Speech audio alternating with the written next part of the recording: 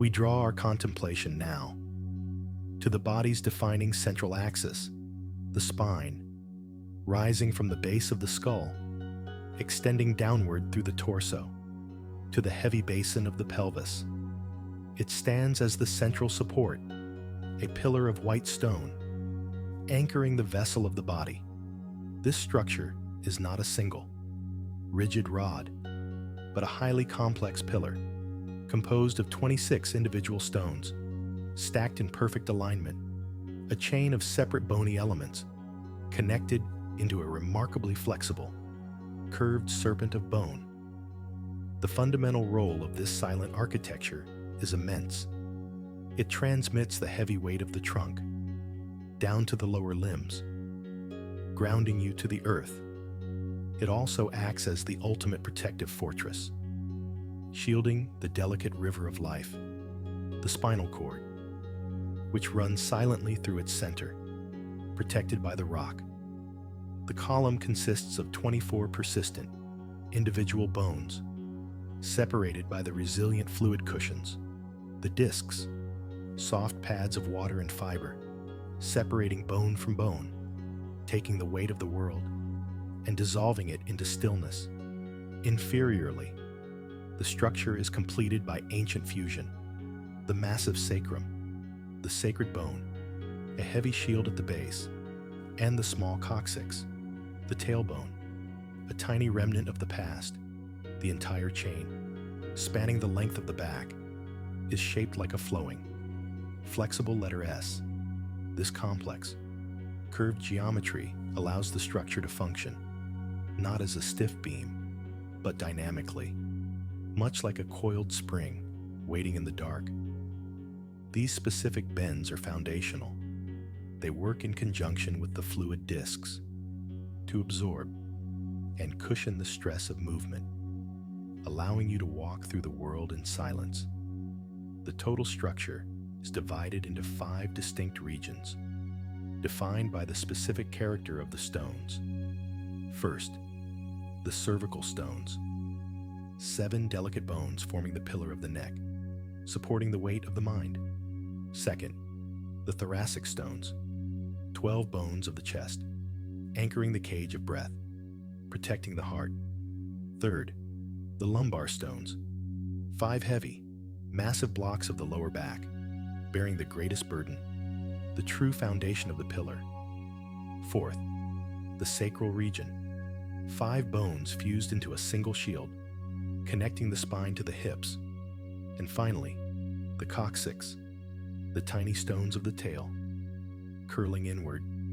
The curves alternate in direction, maximizing the resilience of the pillar. Some are ancient, established in the quiet of the womb. Others develop later, adapting to the pull of gravity. As the body learns to stand, upright and still, the first curve appears in the quiet of infancy, the cervical lordosis. It arrives when the child begins the monumental task of lifting the head toward the sky, resisting the ancient pull of the earth. Later comes the deep curve of the lower back, the lumbar lordosis, developing as the body learns to walk, balancing the heavy weight of the trunk over the stable basin of the hips, aligning the vessel of the body against gravity to comprehend the sheer structural triumph of the spine. We visualize 2 functional pillars running parallel in the dark.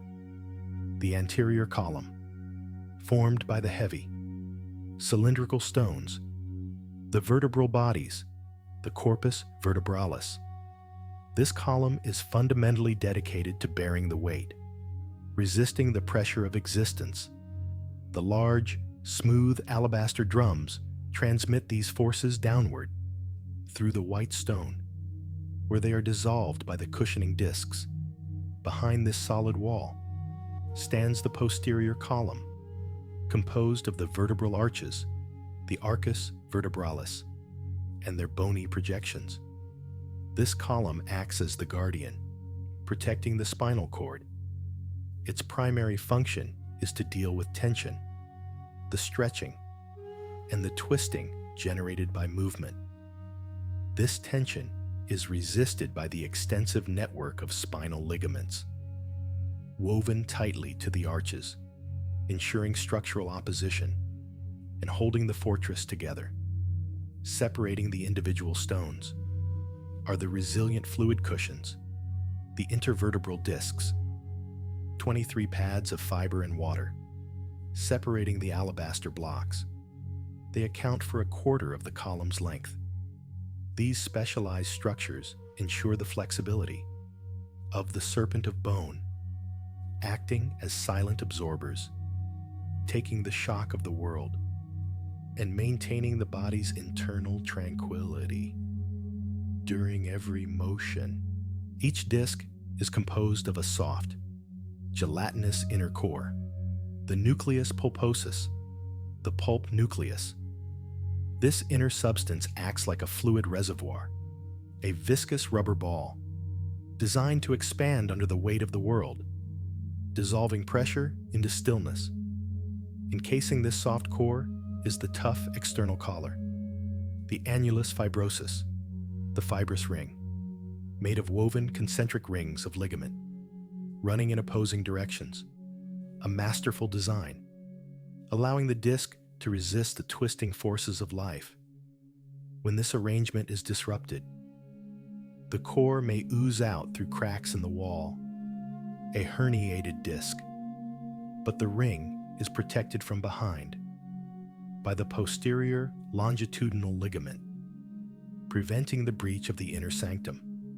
The entire vertebral column, from the head's fortress to the pelvic base, demonstrates a functional integration of heavy, dense bone with elastic ligaments and porcelain-like discs, ensuring the necessary strength to support the body while providing the absolute tranquility required for the delicate spinal cord resting within its core. We ascend now to the most delicate segment of the pillar, the cervical vertebrae, a graceful chain of 7 stones, the smallest and lightest of all the primary blocks, responsible for the complex support and extraordinary mobility of the head, the cranial fortress. This area achieves the first major inward curve, the cervical lordosis, developing silently around 3 months after birth, when the infant begins the monumental effort of holding the head upright against gravity. This gentle flowing curve acts as a coiled spring, absorbing shock transmitted down from the mind. A typical cervical stone possesses a small body, reflecting the lighter load it carries. The spinous process is often split at its tip, forked like a serpent's tongue, providing multiple anchor points for the muscles of the neck.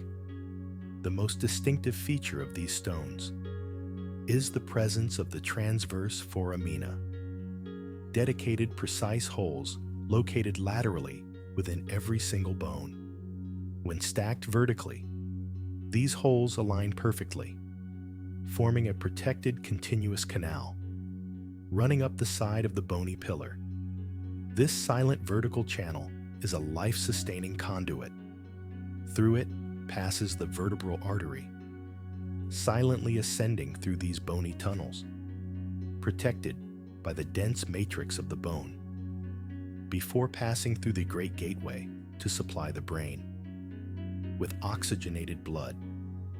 These woven corridors ensure that the brain's critical reservoir is shielded by the alabaster framework of the neck. The first 2 cervical stones are unique, lacking the uniform appearance of their brothers. The highest vertebra is the atlas, named for the Titan who carried the heavens. It is a delicate, smooth ring of bone, receiving the occipital condyles of the skull, allowing for the gentle gesture of nodding yes, in complete synovial silence. The second vertebra is the axis, serving as the pivot point for rotation. Its distinguishing feature is the large tooth-like projection, the dens, extending upward through the ring of the atlas, allows the head to turn from side to side, Finally, we arrive at the lowest bone of this segment, the vertebra prominens, the prominent vertebra, the great palpable landmark at the base of the neck. Its spine is not split. It is a single, especially long projection, easily felt on the back of the neck, a crucial checkpoint in the dark, functioning as a heavy anchor, binding the upper pillar securely to the chest below. The cervical region, though composed of the smallest, lightest stones, carries the constant heavy load of the head, while allowing for the freedom of motion. Its silent architecture is a balance, fragility combined with functional ingenuity, protecting the vital rivers of life through its woven lattice of tunnels, ensuring that the flow of blood remains undisturbed. As it travels toward the cranial fortress, the continuous maintenance of the curve upholds the necessary tranquility. We dedicate this passage entirely to the two highly specialized, atypical stones that initiate the pillar, the atlas and the axis, foundational components responsible for positioning and moving the entire cranial fortress. They bear the heavy responsibility of balancing the head while maximizing the rotational freedom. The complexity of their articulation allows for quiet, yet extensive motion.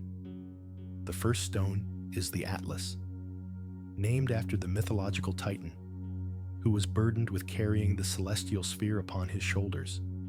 Similarly, this bone bears the entire weight of the skull above it. Structurally unusual, it lacks a body and possesses no spine. Stripped of these components, the atlas is reduced to its essential function. It is primarily a delicate, smooth ring of bone, consisting of two arches joined by thicker masses on either side. This alabaster ring provides the first articulation with the skull. The superior surface features deeply concave facets, like polished cups waiting to be filled. These opposing smooth surfaces receive the expansive, oval-shaped occipital condyles of the skull.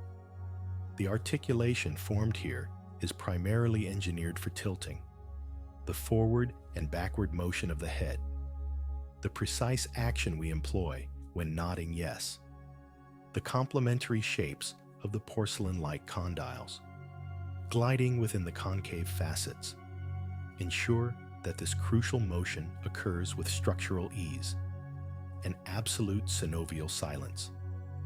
The heavy weight of the cranium is precisely transferred through these dense lateral masses into the remainder of the cervical pillar. The masses also contain the characteristic transverse tunnels, creating protected woven corridors for the ascent of the vertebral artery toward the brain's circulatory reservoir. Internally, the anterior arch of the atlas possesses a small, specialized articulating surface, vital for the rotation that follows. Positioned immediately inferior to the atlas is the second stone, the axis, structurally atypical due to its singular, defining feature, the upward projecting, tooth-like process known as the dens. This projection is believed to be the lost body of the atlas, fused to the axis in the ancient past. The dens extend superiorly, rising vertically like a heavy, central pillar into the ring of the atlas. It serves as the precise pivot point around which the atlas, carrying the entire cranial fortress, rotates. This specialized articulation enables the profound movement of the head, the action performed when shaking the head to signify no. The smooth, articulating facet of the dens rests snugly against the internal surface of the ring. The stability required for this constant, complex rotational freedom is immense. The primary weight-bearing function rests upon the main body of the axis, far more substantial and dense, reflecting the increasing load as we move down the pillar. It is noteworthy that this mobile joint, responsible for nearly half of head rotation, is achieved without the customary cushion. There is no disc between the ring and the pivot. The motion relies entirely on the precise geometry of the surfaces and the encompassing network of robust ligaments, binding the dens firmly within the alabaster ring. Both stones maintain the critical feature of the region, the transverse tunnels, ensuring the continued, protected ascent of the river of life. Even during extreme motion, the elegant pairing of the ring of bone and the pivot point demonstrates the specialized ingenuity of the silent architecture, providing profound mobility while strictly safeguarding the central nervous system within a structure engineered for maximum tranquility. We continue our slow ascent up the central pillar, arriving now at the 12 stones of the chest, the thoracic vertebrae, the vertebrae thoracalis. This robust segment defines the upper back and anchors the entirety of the cage, the thoracic cage, which protects the essential respiratory and circulatory reservoir within. This region of the spine is distinct. It forms the primary curve, the kyphosis, a foundational bend, convex and heavy, enhancing the resilience of the pillar, allowing it to function as a coiled spring in the dark, diffusing the weight of the world. The defining feature of these stones is the shape of the main support, the vertebral body, the corpus vertebralis. In this region, the stone is consistently heart-shaped, a broad, unyielding surface. The dense matrix of the bone is exceptionally mineralized, rich in ancient calcium salts, providing the non-negotiable strength required to bear the accumulating weight of the head and neck. The body acts as the compression-bearing anterior pillar, standing firm. These stones possess a unique characteristic, essential for the anchor of the ribs, the costae, specialized smooth spots on the bone, the costal facets, the fovea costalis, defining the region as the sole anchor for the cage. These facets are found in two key locations, on the alabaster lateral surfaces of the bodies and on the transverse processes. For most ribs, the head of the bone engages not one, but two separate vertebral bodies, sitting precisely between the blocks. This overlapping arrangement of smooth, porcelain articulating surfaces creates a complex, woven lattice of joints, providing flexible support. Turning our attention posteriorly, the spinous processes exhibit a marked difference.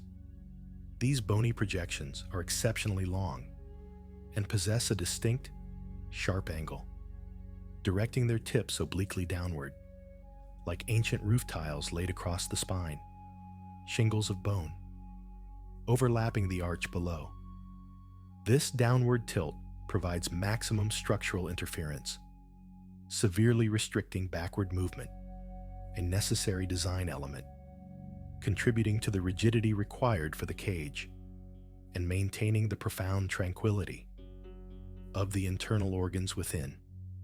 The final stones, the 11th and 12th, stand as transitional units within the silent architecture. They lack the smooth facets on the transverse process, reflecting the nature of the floating ribs, which drift freely, without an anchor to the front. This heavy, dense chain of 12 vertebrae completes the protective wall, securing the ribs through numerous smooth, porcelain-like facets. The strength of their heart-shaped bodies and the protective, downward-sloping spines ensures that this segment remains unyielding, anchoring the entire upper torso in structural tranquility. We descend now to to the final, critical segment of the movable central pillar, the stones of the lower back, a sequence of 5 individual blocks, the foundation stones. Though they are few in number, they bear the greatest heavy burden of the entire spinal column. The scale of these stones is massive, reflecting their fundamental purpose. They receive the most stress, performing the heavy function of weight-bearing, channeling the weight of the torso through the dense white bone, into the basin of the hips, and down to the earth. The commitment to strength is immediately apparent in the main body of the stone, the central block. These bodies are unequivocally massive, the sturdiest and largest of the entire pillar. Their scale is a direct response to the heavy gravitational load placed upon them, intentionally thick, dense, and unyielding. When viewed from above, the white mass adopts a distinct shape, like a kidney or a heavy beam of stone. This expansive, smooth surface maximizes the contact with the fluid cushions, diffusing the immense pressure and minimizing the stress. The internal matrix is engineered for resistance, rich in ancient minerals, ensuring that the anterior pillar stands firm, safeguarding the entire torso. The chain of these 5 heavy stones establishes the final curve, the curve of the lower back, developing as the child begins to walk. This gentle inward arch is structural efficiency, allowing the pillar to act as a resilient coiled spring, absorbing and dissipating the shock of the step, behaving dynamically in the dark. The fluid discs situated between these massive blocks are thickest in this region, enhancing the capacity of the system to manage stress and preserve internal tranquility. Turning attention to the back of the spine, the bony fins are characteristically short and flat, like heavy hatchets of bone. Unlike the shingles of the chest, these processes do not overlap, permitting the essential movements of bending, forward and backward, providing vast attachment points for the powerful muscles of the back. The great cables of the spine, rising along the column, providing the resistance that controls the bend and returns the body to the upright posture. The central opening, the canal of the spine, is notably wide and triangular in this region, a large protected tunnel, providing passage for the spinal cord and the numerous nerves that flow like a river below. The posterior structure also defines a large space, external to the protective skin of the cord, the epidural space, filled with cushioning fat and a network of veins, a quiet zone, permitting the precise injection of relief, blocking pain and restoring silence. The discs between these massive blocks are under continuous stress. When the tough outer ring is compromised, the soft core may ooze out, a breach in the wall, occurring where the woven lattice is thinnest.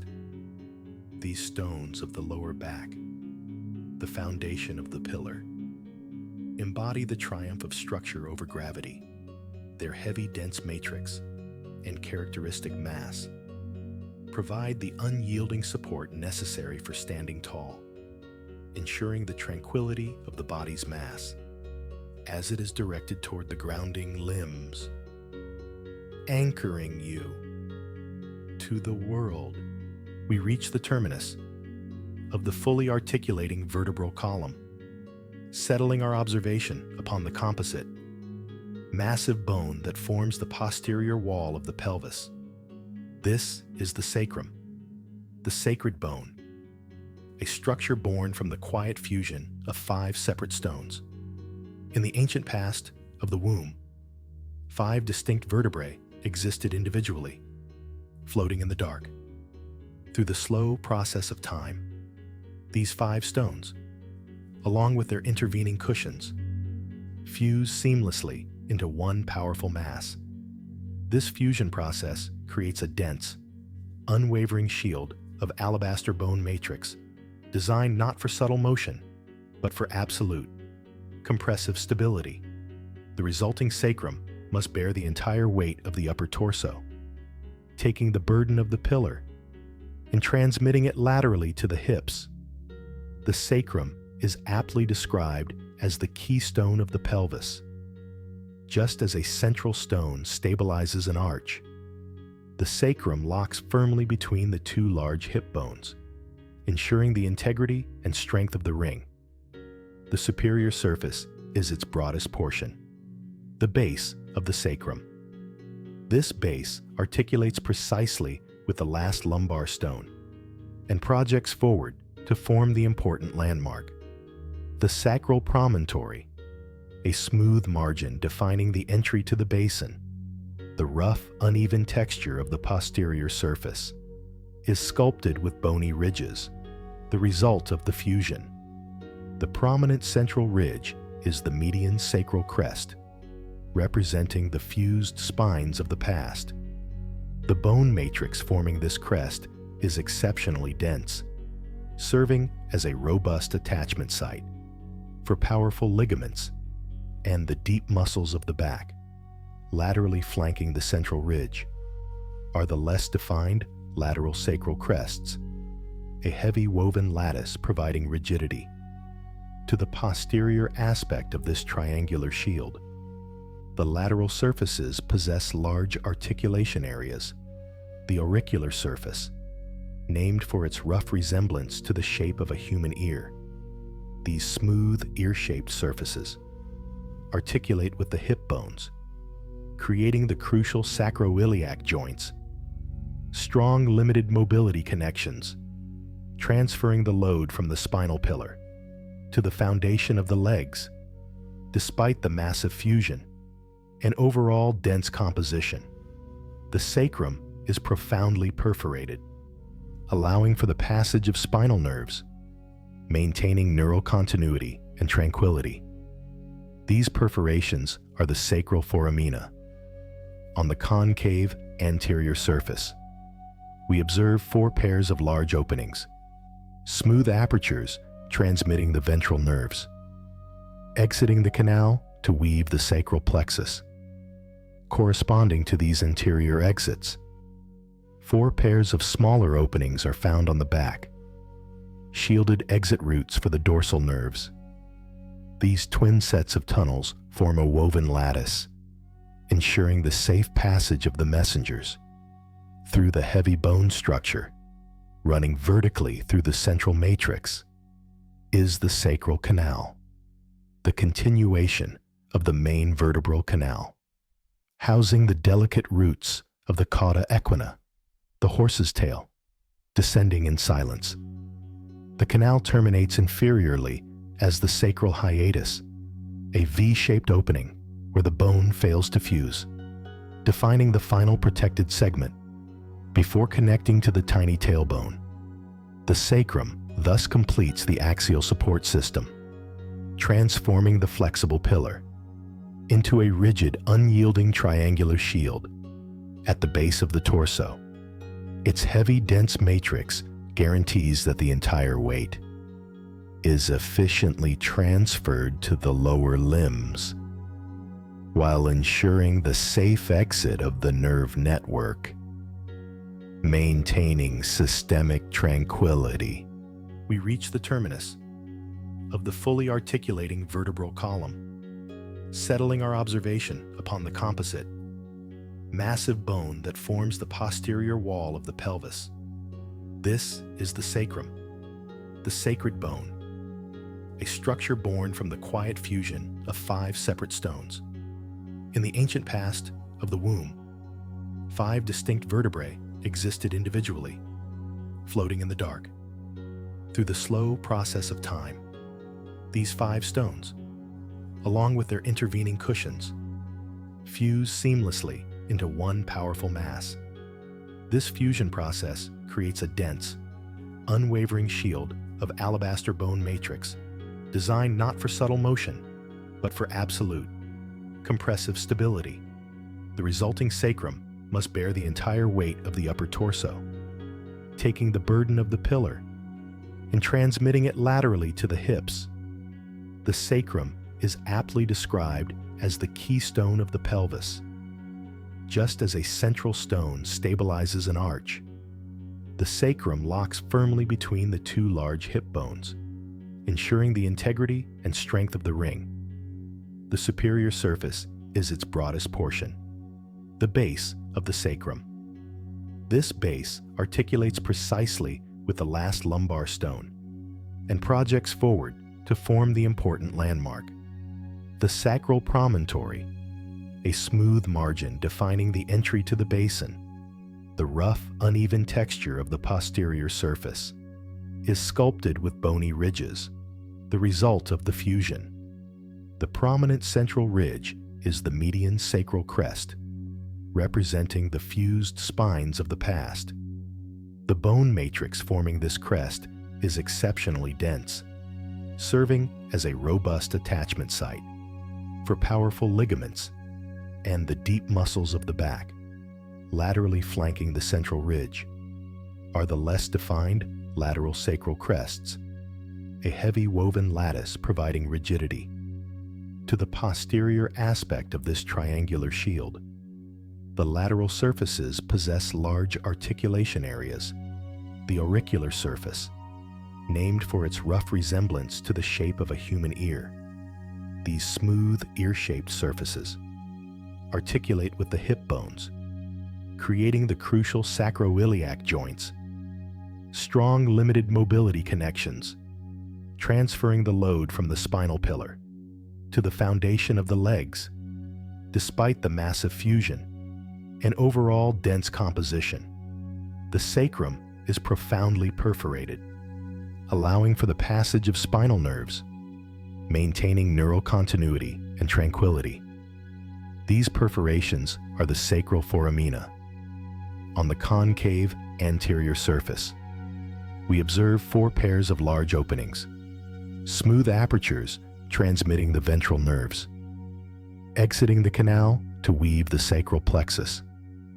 Corresponding to these interior exits, 4 pairs of smaller openings are found on the back, shielded exit routes for the dorsal nerves. These twin sets of tunnels form a woven lattice, ensuring the safe passage of the messengers through the heavy bone structure. Running vertically through the central matrix is the sacral canal, the continuation of the main vertebral canal, housing the delicate roots of the cauda equina, the horse's tail, descending in silence. The canal terminates inferiorly as the sacral hiatus, a V-shaped opening where the bone fails to fuse, defining the final protected segment before connecting to the tiny tailbone. The sacrum thus completes the axial support system, transforming the flexible pillar into a rigid, unyielding triangular shield at the base of the torso. Its heavy, dense matrix guarantees that the entire weight is efficiently transferred to the lower limbs, while ensuring the safe exit of the nerve network, maintaining systemic tranquility.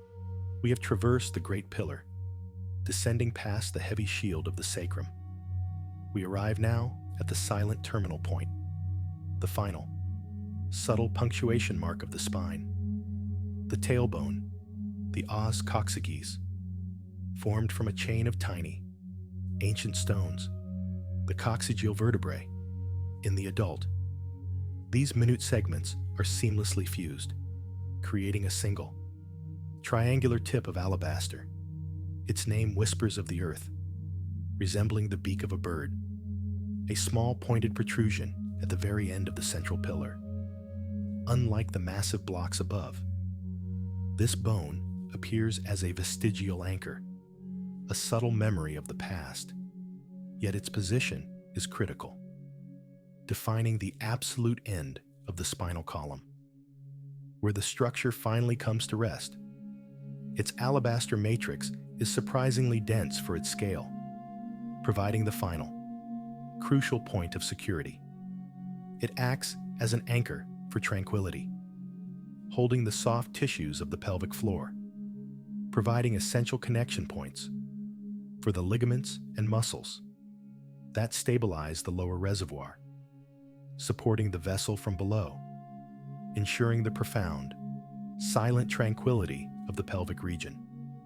Sealing the final segments, bone to bone, the central nervous system, encased by the rigid fortress, sends its final messenger from this minute region, the coccygeal nerve, arising from the last segment, the final thread of the web, contributing to a woven lattice of neural fibers, ensuring that even the lowest extremities of the structure maintain their connection to the whole. The bone rests, curved forward, completing the gentle arc of the spine.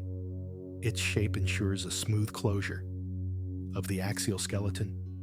Thus, the final segment of the Serpent of Bone, the tiny, fused, alabaster tailbone, serves as the quiet anchor, securing the essential tissues and providing the final protected exit. This profound stability in miniature completes the lower body's silent architecture, ensuring that even the most grounded and protected structures remain in fundamental tranquility.